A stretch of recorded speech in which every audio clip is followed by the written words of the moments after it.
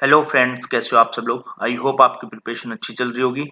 तो आज सुबह ही एक वीडियो पोस्ट किया था, उसके अंदर ये 60+ का बताया था कि आरआरबी। तो कुछ भाई बंधु का क्वेश्चन था कि पहले रीजनिंग क्यों नहीं अटेम्प्ट करनी चाहिए। ठीक है, तो वो उसके ऊपर बताता हूँ। देखो, मैं आपको एक सिंपल सा फंडा बताता हूँ कि आपने रीजनिंग अटेम्प्ट करी, आपने 24 मिनट में आपने 32 क्वेश्चन कर लिए।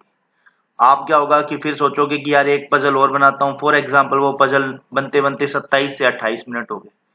तब आपके पास में लास्ट में 15 मिनट बचेंगे। तब आपको क्या है कि उस 15 मिनट में आपको पता है क्या है, डीआई सॉल्व नहीं होगी उस टाइम पे, क्योंकि उस टाइम माइंड ऐसे होगा कि अरे यार 15 मिनट बचे, 15 मिनट बचे, मैं क्या करूं क्या करूं क्या करूं। ठीक है, तो इसलिए यदि आप वही 15 मिनट पहले जोर शोर से लगा दोगे तो आपके 20 अटेम्प्ट हो जाएंगे आराम से। ठीक है, तो उसके अंदर क्या सिस्टम होता है कि जैसे फॉर एग्जांपल आपके पास में एक डीआई सीधा नॉर्मल आ गई है। ठीक है, चाहे बार ग्राफ हो, चाहे कुछ भी हो, चाहे ऐसे करके हो। ठीक है, तो वो यदि आप करना भी चाहते हो तो 20 मिनट में आपने एक तरह से 25 क्वेश्चन कर लिए। ठीक है, यदि आपने पहले भी कर लिया तो 25 क्वेश्चन। अब आपके पास में 25 मिनट बचे हैं रीजनिंग के लिए। फॉर एग्जाम्पल, आप वही वाली बात है कि 24 मिनट में 32 पे पहुंचो, तो 24 32 कितने हो गए, 57 अटेम्प्ट हो चुके हैं आपके, आपको आइडिया नहीं लगे। और वही यदि आपने बाद में, यदि कहते हैं कि भाई रीजनिंग करने के बाद में मैथ की, तो बाद में आपसे 15 मिनट में वो 20 क्वेश्चन नहीं होने वाले। फिर आपको क्या है, क्वेश्चन का सिलेक्शन करना पड़ता है जल्दी जल्दी। अभी स्टार्ट में तो क्या आपको पता होगा ये चीज करनी है, और आपको एक आइडिया आ जाएगा कि मुझे मैथ में 15 मिनट में बस इतना ही आता है। फिर आपका पूरा फोकस रीजनिंग पे हो जाएगा कि भाई रीजनिंग में मुझे 40 में से एटलीस्ट 35+ तो करने ही करने। तो वो आपको एक आइडिया हो जाएगा प्रॉपर वे में, जिससे आपको पता लग जाएगा कि भाई मुझे कहाँ पे मतलब कि अपना स्ट्रोंग रखना है रीजन। अब जैसे रीजनिंग यदि आपने पहले, वही वाली बात, रीजनिंग पहले करते ही कोई भी पजल फंसी, आपके 5 मिनट चले जाएंगे। ये काम बाद में भी हो सकता है, बट बाद में आप क्या कर सकते हो कि भाई आपके पास में एक्स्ट्रा टाइम जो अपन मैथ से बचा के ला रहे हैं 5 मिनट का, वो वहां पे कवर हो सकता है। ठीक है, तो इसलिए आपको सबसे पहले मैथ ही अटेम्प्ट करना। आप एक बार, मैं कह रहा हूँ ना, 4-5 मॉक दे के ट्राई कर लो। ठीक है, 4-5 मॉक दे लो, उससे आपको एक आइडिया हो जाएगा, ब्रीफ आइडिया, कि उससे आपको पता लग जाएगा कि मैथ में आपके 15 मिनट में कितने क्वेश्चन हो रहे हैं। ठीक है, जिसमें देखो क्वाड्रेटिक और अप्रोक्सीमेशन की स्पीड ऐसे रखना कि आप 3 से 4 मिनट में आप इन 10 क्वेश्चन को कर लो, ताकि 10 क्वेश्चन यदि 10 मिनट में कर भी रहे हो डीआई के, तो अभी आपकी 14, देखो 13 से 14 मिनट में आपके पास में 20 नंबर का स्कोर हो जाएगा। यदि आपके पास में एक डीआई बचती है, या फिर आपके पास में कुछ थोड़ा बहुत आपको लगता है कि यार मुझे 18 मिनट देने चाहिए और मैं 3-4 क्वेश्चन और कर सकता हूँ, तो कोई दिक्कत नहीं है मैथ के। यदि आपका जो जो स्ट्रॉन्ग है अर्थमेटिक के अंदर, वो आप कर लो। ठीक है, और यदि आपकी कैशलेट डीआई स्ट्रॉन्ग है तो आप वो भी कर लो, 5 मिनट ही लगने हैं। यदि आपके ऑलमोस्ट आपका ऐसे हो जाएगा, 20 मिनट में आपके 25 क्वेश्चन आपके कहीं नहीं जाने वाले फिर।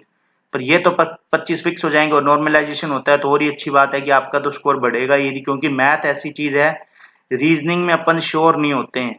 ठीक है, इस चीज के लिए कि एक्यूरेसी का, क्योंकि कई कई बार अपन को पजल का पता नहीं लगता है कि अपनी पजल सही है। जैसे अब स्लोक्स को ही मान लो, अपन को कई बार आइडिया नहीं होता कि यार ये सही है कि गलत है। कई बार अपन गलती से इधर इसके अंदर लेना होता है, अपन बाहर ले लेते हैं, वो आइडिया नहीं रहते हैं। सेम ऐसे इनइक्वालिटीज के अंदर होता है, उसके अंदर भी अपन क्या होता है, कई बार अपन को ये जो डायरेक्शन का निशान है उनका नहीं आइडिया होता, तो उस चीज का। बट मैथ में आपको पता होगा, यदि आंसर आएगा, ठीक है, सही आएगा तभी आएगा, नहीं तो आंसर आता नहीं है। फिर वही वाली बात है कि जैसे 388 लगा रहे हो, आंसर में 390 है। ठीक है, अप्रोक्सीमेशन में तो चल जाता है, यदि सिंप्लीफिकेशन में आपको पता लग जाएगा कि भाई मैंने गलती करी है। तो सेम रीजनिंग में क्या होता है कि आपको आइडिया नहीं होता है।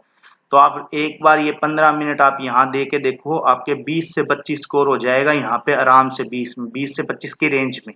ठीक है, स्पीड बनाओगे तो यहाँ से जो टाइम बचेगा, जैसे यहाँ पे देखो 30 मिनट बच गए। अब 30 मिनट में यदि आप 38 भी करते हो तो 20 करते हैं तो 58 हो गया। कुछ भी कर लो, 22 कर लोगे तो 60, मतलब आराम से पहुंच जाओगे। बट ये है, कैलकुलेशन स्पीड बढ़ाने के लिए देखो 2-3 चीजें आपको करनी पड़ेंगी। डेली आप टेबल लिखो कैलकुलेशन स्पीड के लिए। ठीक है, एक तो टेबल, और टेबल कैसे याद करना है, जैसे एक आप पर्ची सी बना लो A4 साइज पेज की, यहाँ पे ऐसे इस पे ऐसे लिख लो 7 3 6 2 9, उसके बाद 5 लिख लो, फिर 8 लिख लो। अब जैसे 12 का टेबल, 12 7 84, 12 3 36, 12 6 72, 12 दूनी 24, 12 9 108, 12 5 60, 12 8 96। जिससे क्या है, वहां पे भी आप यदि कैलकुलेशन करोगे तो आपको डायरेक्ट याद है। जैसे 14 लिख रहा है, 14 7 98 होता है, 14 3 42 होता है, 14 6 84 होता है, 14 दूनी 28 होता है, 14 9 126 होता है, 14 5 70 होता है, 14 8 112 होता है। तो ऐसे करके याद करोगे तो टेबल भी आपको अच्छे से याद हो जाएंगे। ठीक है, और जाते जाते आपको बता रखा है कि पूरे मंथ के लिए सेल आ रखी है। जिस भाई बंधु को लेनी हो टेक्स्ट बुक पास प्रो वो ले सकता है, 466 में मिलेगा।